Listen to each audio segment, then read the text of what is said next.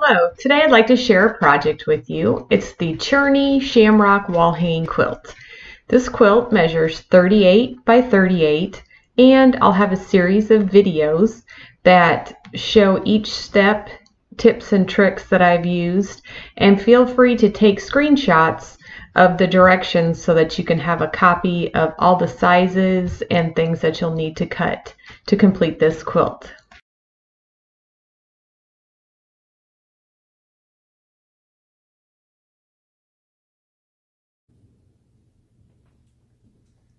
The first block that we're going to be making on our Churny Shamrock Wallhanging quilt is going to be the 9-patch green square unit, and I'll show you a little bit about that here in 1 second. This is a bunch of green fabrics that I went through my stash and pulled out. I have lots of different size bits, small pieces, larger pieces. We'll need some variety of different sizes to do this little project. How I have them stored is on this foam design board, and you can just easily make those. I put some batting on a sticky backed foam board, and it kind of holds everything in place. It keeps it nice and flat. I do like to starch my fabrics, so I have all of these have already been starched. I've used them in other projects. When I am finished with the project, I leave all my fabrics on one of these boards, and then I can just layer them up on each other with other projects. And that's how I keep my stash that has been already starched. And then when I need to go pull out some scraps or whatever, I just went through a few boards and picked out green pieces from other projects. I know they're starched and they're ready to go. And so what I'm going to do now is go ahead and we're going to need, for each of the 9-patch, we're going to need 9 2-inch squares of all of our various green fabrics. So I'm going to go ahead and cut some of those now. I'll just set this aside. Okay, and I'm going to start with some of the smaller pieces. I know they need to be 2 inches, so I'll just go ahead and check some pieces to make sure that they are 2 inches and get my ruler turned right here. I like to use a smaller ruler. This one here is, looks like 8.5 by 4.5. And that's a nice size to do these smaller cuts. It's not super cumbersome. All right, so my first piece, I'm just gonna take a little sliver off the edges. And then I have a 2-inch square there. And I'm just going to need 9 of those. So I'm just going to keep going through my fabric pieces until I have 9 2-inch squares. And this will complete 1 block. You will need 12 blocks for the quilt. So that actually is 108 2-inch squares. So as long as you're cutting and you're in the mode, go ahead and cut 108 2-inch squares. But right now I'm just going to cut some for a few blocks. I'm getting to a bigger piece here, and I'm going to go ahead and cut this into 2-inch strips. And pieces like this, I have a smaller project board for small scraps that I like to keep all together for making little tiny log cabin blocks, and I'll show those in another video. And here I can just stack these 2 pieces up and go ahead and just keep cutting 2-inch squares. And since I know that I'm going to need quite a few, I don't mind cutting a bunch out of one fabric because they'll be scattered throughout all of the different blocks. Okay, and this here is a little bit bigger piece, and it's bigger than my ruler here, so I do have kind of a medium-sized ruler that I'll switch to. And just cut another 2-inch piece. We'll set that aside. And I think I'm going to clean up that edge there. And I'll just keep going through all these little bits and pieces until I get enough 2-inch squares. And then we can start making our Churny Shamrock wall hanging. I think I can get one more out of there. Okay. All right, and now I'm going to switch to a little bit bigger piece so you can see how we'll move those aside. This is a width of fabric piece, or it was at one time. Here's the selvage, and then the other pieces I have cut out here.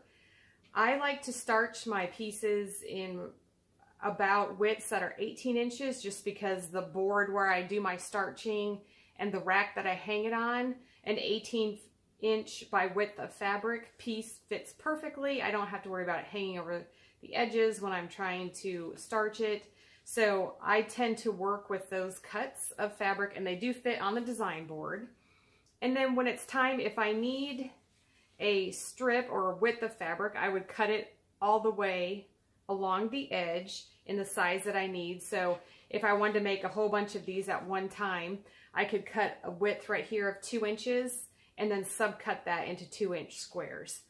But I have started already using it where it has gone parallel to the selvage, so I'll just keep doing that. And I'm going to cut a 2-inch strip off of this, and then I can just put this back on my board and have it all flat, ready to go. And we'll cut a few 2-inch squares from here.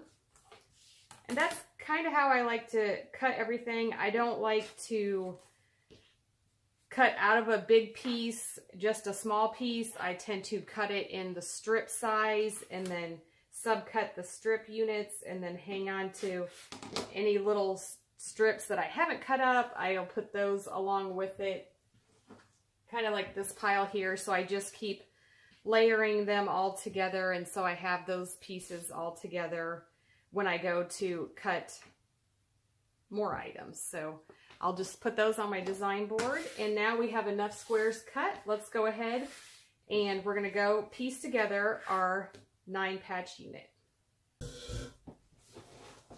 Okay, now to sew our units together, I'm just going to pick a few green pieces here so they're all different and different shades, and I'm going to go ahead and line up 2 of them right sides together, and I generally try to line up the whole shape. So not necessarily I just want to sew these 2 edges together like that. There you can see I'm a little bit off there. When we cut, I'm not always exactly at 2 inches on every one of these squares. So if I line up the whole shape, and then if one's a little bit smaller, I can just kind of center it on there and then know that my seam allowance isn't going to be adjusted by, it's not going to change the size of the block. My blocks will all end up the size that I need them to be because I'm lining up the whole shape, not necessarily just the edge that I'm sewing. So I've got those 2, and I'm going to go ahead and we're going to sew a 1/4 inch seam, and I'm going to just work on another section as I go. So again, I'm going to line up the whole square, right sides together, and then just pick a side to sew a 1/4 inch. And I kind of do, with my chain piecing, I'm not very good at it because my mind tends to, I have to see everything all laid out, exactly knowing where something's going to be sewn.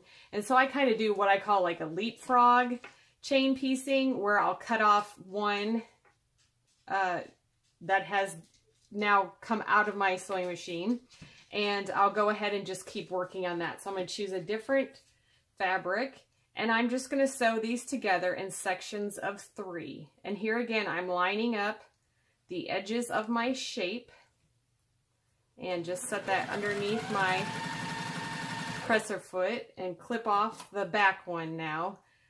And we'll go ahead and just keep adding fabrics to that and make little sets of 3.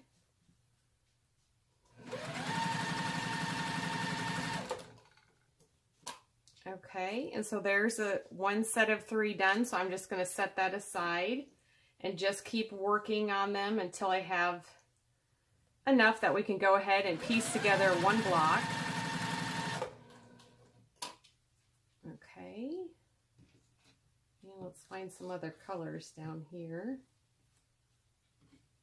Let's use this one here. Okay, line those up.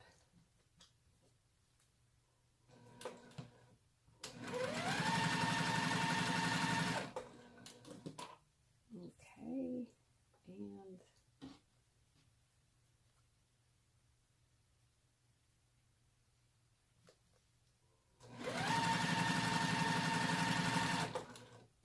we'll clip this one off. We'll add one more to this.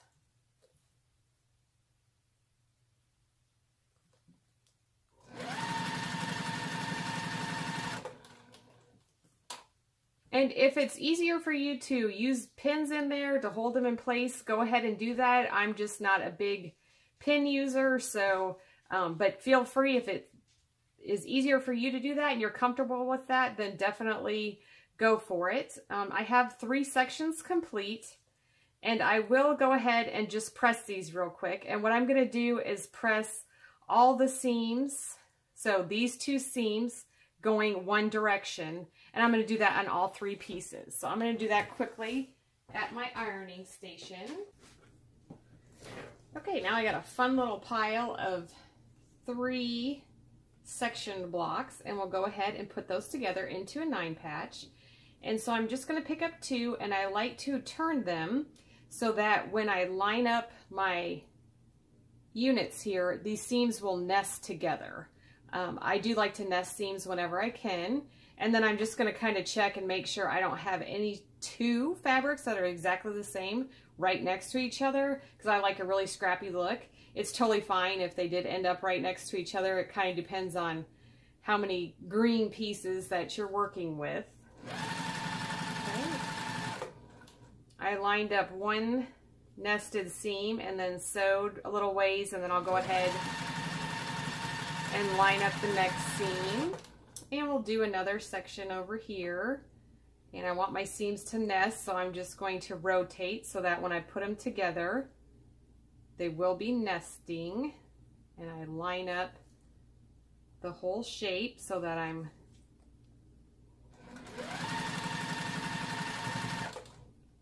okay, get this part of the seam adjusted.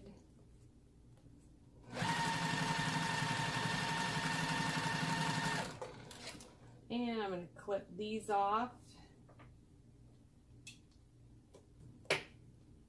And then open this one up, and I'll just do a finger press right now. And then I'm going to find another piece that I can add to it. And if I want my seams to nest, I just make sure, and there I've got 2 pieces, but they're diagonal. They're not right next to each other. I'm okay with that. So we're going to go ahead and have this be our 9 patch.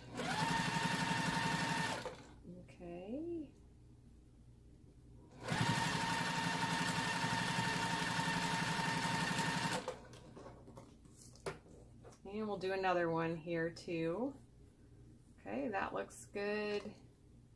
And make sure these will nest when I put them together. I like where the fabrics are, so we'll go ahead with this one as well.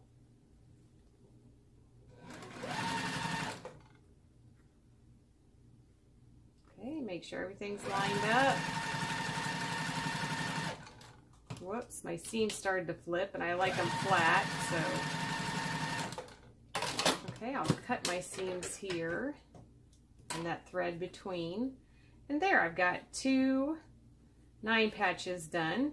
And I'll just keep going like that until I have all the 9 patches complete that I'll need for this project.